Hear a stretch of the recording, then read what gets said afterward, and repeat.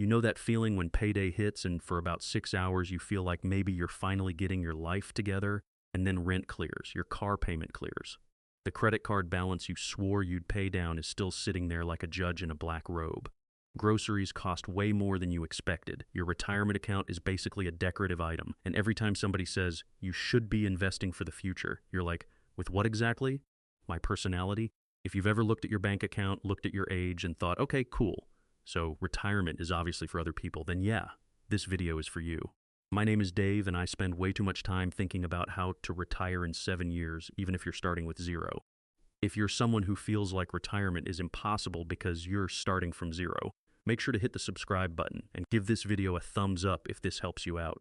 And look, I want to say this right front. Most people are asking the wrong question. They ask, how do I get rich enough to retire? That sounds reasonable, but that's not actually the game. The real question is, how do I make work optional as fast as possible? Because here's the thing. If your idea of retirement is, I need a giant mansion, 2 luxury cars, $12,000 vacations, and I never want to earn another dollar for the rest of my life, then no, you are probably not retiring in 7 years from zero. But if your definition is, I want enough invested that I never again have to stay in a job I hate just to survive, then now we're talking. And here's what most people don't realize. Retirement is not mainly an investing problem. It is a math problem and a behavior problem. The math tells you what's possible. The psychology tells you why most people never get there. And once you understand both, the whole thing starts to look very different. We've been sold this weird middle-class script. Go to school, get a job, buy the stuff that proves you're doing okay, slowly contribute a little bit to retirement, and maybe, by the time your knees sound like bubble wrap, you can finally relax.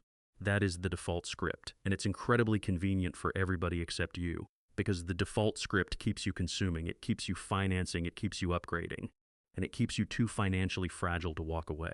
A 2025 Federal Reserve report found that in 2024, only 63% of adults said they could cover a $400 emergency expense completely using cash or its equivalent. That means a huge chunk of people are one annoying car repair away from financial stress. That's not because everyone is lazy. It's because the system teaches people to optimize for looking stable instead of actually being stable. So let me challenge the big assumption early. You do not retire in 7 years by getting slightly better at normal money habits. You retire in 7 years by rejecting normal. Normal is broke at a higher income. Normal is getting a raise and somehow feeling poorer. Normal is making 6 figures and still needing next Friday's paycheck. If you want a 7-year outcome, you need a 7-year strategy, not a 37-year strategy with better budgeting apps. Let's make this stupidly simple. Your retirement number is not some magical mystery. At the most basic level, it comes down to this. Annual spending times 25 rough portfolio target. That's the rough math behind a 4% withdrawal rate. So if you need $40,000 a year to live, you need about $1 million invested. If you need $80,000 a year, you need about $2 million. And this is where people panic, because they hear $1 million and immediately shut down. But hold on, because this is where it gets really interesting. That formula assumes your portfolio has to do all the work. What if it doesn't? What if instead of needing $40,000 purely from investments, you retire from full-time work but still earn $15,000 a year doing something flexible? Consulting, freelance work, seasonal work, part-time remote work, whatever? Now your investments only need to cover $25, and 25,000 times 25 is 625,000. That is a completely different mountain. Same person, same life, different equation. And this is why I keep saying retirement is not one thing. There are levels to it. Level 1, survival freedom. Enough money that you can cover your core life expenses and never be trapped in a toxic job again. Level 2, semi-retirement. Your investments plus a little flexible income cover your life. Level 3, full financial independence. Your portfolio alone covers everything. Most people think they have to jump straight to level 3. They don't. And that bad assumption keeps them from ever reaching level 1. It's like saying, well, if I can't buy the whole house today, why would I save for a down payment? That's insane. But financially, people do that all the time. Now, you might be thinking, okay, Dave, cool motivational speech, but the title says starting with zero. Zero is not a small problem, correct? Starting with zero is a problem. It means you don't have momentum yet. It means compounding isn't helping you. It means every dollar of progress has to come from behavior first. But starting with zero is not the same as being hopeless, because the first stage of wealth building is almost never about returns. It's about gap creation. The gap between what you earn and what you spend. That gap is the engine. Investments are the turbocharger later. And here's why that matters. According to the Bureau of Labor Statistics, the average U.S. household spent $78,535 in 2024. Housing alone averaged $26,266 and transportation averaged $13,318, together over half of total spending. That stat should punch you in the face a little bit because it tells you something huge. Most people do not have a retirement problem first. They have a fixed cost problem first. They're trying to invest their way out of a lifestyle that is too expensive to support. That's like trying to get in shape while eating cake with your left hand and doing lunges with your right. Technically, you are doing something healthy, but come on. So if you're starting from zero, your first job is not, which ETF should I buy? Your first job is, how do I create a giant monthly gap as fast as possible? Because a person saving $500 a month and a person saving $5,000 a month are not playing the same game. Not even close. Let's run a realistic example. Let's say someone is 32 years old, has basically no investments, and wants out fast. We'll call her Sarah. Sarah makes $95,000 a year. After taxes, benefits, and all that, let's say she brings home around $68,000. If she lives the default lifestyle, she spends $60,000 and saves $8,000. That feels responsible. It even sounds good at parties, but it's useless for a 7-year plan. At $8,000 a year invested, even with solid returns, you are not creating escape velocity. So Sarah does something most people won't do. She redesigns the whole machine. She moves to a cheaper place or gets a roommate. She kills the expensive car habit.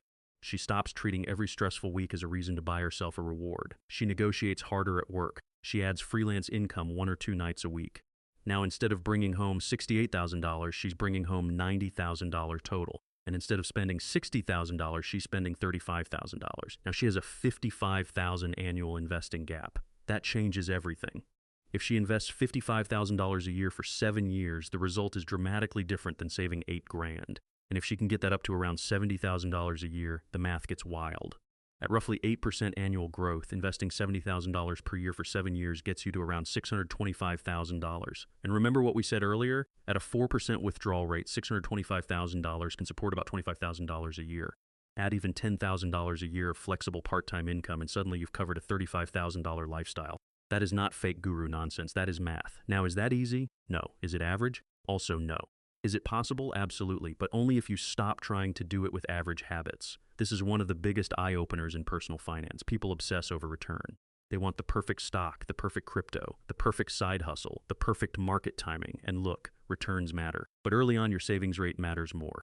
If you're investing $500 a month, getting a slightly better return is not going to save you. If you're investing $5,000 a month, now the machine actually has power. Fidelity says many people should aim to save at least 15% of pre-tax income annually for retirement, including employer match, and that guideline is built around a normal timeline from about age 25 to 67. That is fine for normal retirement. It is nowhere near aggressive enough for 7 years. For a 7-year plan, you're usually looking at something much more intense. Often 40%, 50%, even 60% plus of income, depending on your starting point and target lifestyle. Before somebody freaks out, yes, I know that sounds extreme, but let's be adults here. If the goal is extreme freedom, the inputs will probably need to be extreme too. You don't get Olympic results from stretching twice a month. Same thing here. And here's what most people don't realize. A higher savings rate helps you twice. First, it increases how much you invest. Second, it lowers how much you need to retire on. That is such an unfair advantage. If you save aggressively by lowering your spending, you are literally attacking the problem from both ends. More money going in, smaller number needed.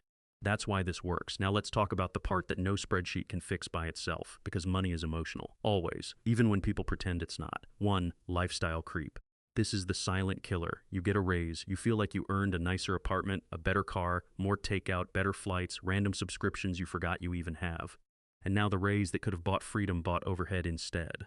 Lifestyle creep is dangerous because it feels deserved. That's why it's so hard to fight. 2. Present bias. Your brain heavily discounts the future. A dinner tonight feels real. Retirement in 7 years feels abstract. So the brain says, let's solve for now. That's why automation matters so much. You have to make good decisions happen before your emotions get a vote.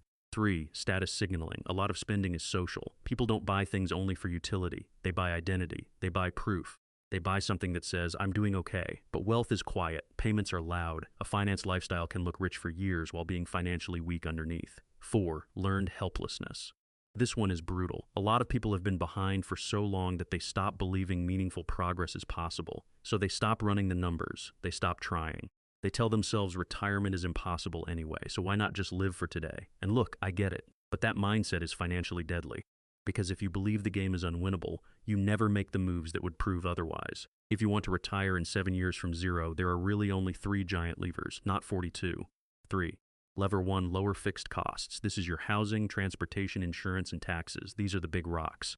Again, housing and transportation alone ate up more than 50% of average household spending in 2024. So let's stop pretending skipping coffee is the answer. It's not.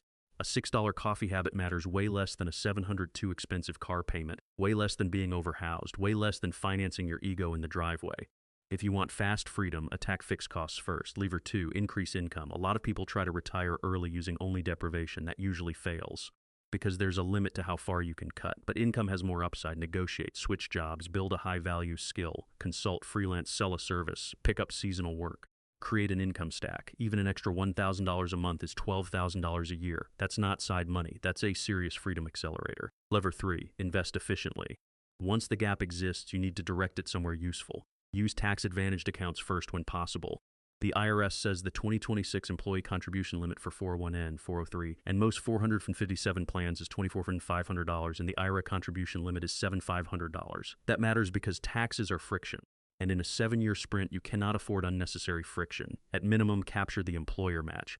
Then consider maxing tax advantage space before pushing extra money into taxable investing, depending on your situation and access needs. People say this all the time. Won't Social Security help? Maybe yes, but it is not a 7-year strategy. The Social Security Administration's 2026 fact sheet says the estimated average monthly benefit for all retired workers after the 2026 COLA is $2,071. That's helpful, but it is not luxury. And for someone trying to make work optional much earlier, it's not something you can build your near-term plan around. Think of Social Security as future support, not current rescue. If it helps later, great. But don't use it as an excuse to avoid building your own machine now. This is the part that changes people, because once they see it, they can't unsee it. This is where it gets really interesting.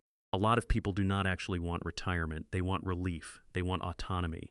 They want to wake up on Monday without that low-grade dread in their chest. They want margin. They want the ability to say no. They want enough money that one bad boss can't ruin their life. That is a different target than never work again, and it is much more reachable. When you understand that, the 7-year plan stops sounding insane. Because now the target is not be permanently on vacation. The target is build enough assets and flexibility that work becomes a choice. That's still hard, but it's a lot more realistic. And honestly, it's a better goal, because some people actually like working. They just hate being trapped. All right, let's make this practical. If I were starting from zeros and wanted the fastest realistic path, here's what I'd do. Step 1, calculate your freedom number. Not your fantasy number, your real number. What would it cost to run a good enough life for 1 year? Not a miserable life, not an Instagram life. A solid, peaceful, sustainable life. Maybe it's $30,000, maybe $40,000, maybe $50,000. Get honest, because if you don't know your number, you can't build a plan. Step 2, create a bridge number. Ask, how much flexible income would I be okay earning in semi-retirement? $10,000 a year? $15,000? $20,000? Subtract that from your annual spending. Then multiply what's left by 25. That is your bridge number. That number may be a lot lower than you think. Step 3, track the big 3. Housing, transportation, food. Not because food is the biggest category overall, but because it leaks so easily. You want fast results? Stop majoring in minor expenses. Attack rent, car costs, and recurring convenience spending. Step 4, automate aggressively. Don't rely on discipline. Discipline is overrated. Systems beat mood. Set contributions to happen automatically every payday. Increase them every time income rises. Fidelity's baseline is 15% for a normal retirement timeline.